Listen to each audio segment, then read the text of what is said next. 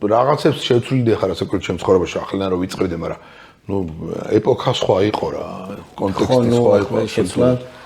90-იანებში ხო განათლების ფასი არ ვიცოდით რეალურად. ეს ეხლა დავინახეთ რომ თუ კარგად ისწავლი, მაგრა ისწავლი განათლებას მიიღებ, მე კიდე საზღვარგარეთ დაამატებ ამას და იმას, მე შექმნი შენს კეთილდღეობას, ანუ სამსახურის პოვნა არ გაჭირდება. მაღალკვალიფიციური შრომის მოყვარეს სპეციალისტისთვის და პირიქით რა იმდენ სიშოვი რომ იმას მთელ ოჯახს ეყოფა რამდენიმე თაობა და მაშინ განათლება არაფერს არ აჩვენებდა რა არ მოხონდა კეთილდღეობა რა მაშინ მოხონდა კეთილდღეობა იარაღით სირბის ქუჩაში რა და შესაბამისად არ იყო ესეთი თვალნათელი და ჩვენ და ჩემი მეგობრები რითიც ვიყავით დაკავებული ხო თვით განათლებით არ იყო ეგეთი აშკარა რას მოიტანდა ის მომავალში და დღეს უკვე ეს ყველაფერი აშკარაა ხა დღეს რომ მქონდეს საშუალება ახლა დავიწყო წავიდოდი ისეთ განათლებას მივიღებდი რომ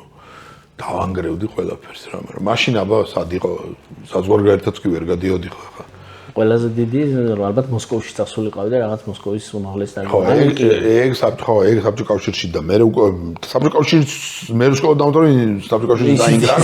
ანუ ჩემი უმაღლესი სტუდენტობის ჩემი ეპოქა არის 90-იან წლების დასაწყისი. ანუ ყველაზე დიდი ქაოსი უახლესი საქართველოს ისტორიაში რა, როცა საერთოდ ყველაფერი გაუგებარი მაგ ქაოსს სხვა ჩემი ძმა გაექცა ეგრე რა და იმაში ინგლისში და იქ სწავლობდა და ანუ გაუშვით და რაღაც სხვა გზით იარა, რასაც ქვია რა, ანუ ინგლისში განათლება მიიღო, მე იქ მე დაქორწინე, მე იაპონიაში გადავიდა საცხოვრებლად და ნუ სხვა ცხოვრებისეული გზით იცხოვრა.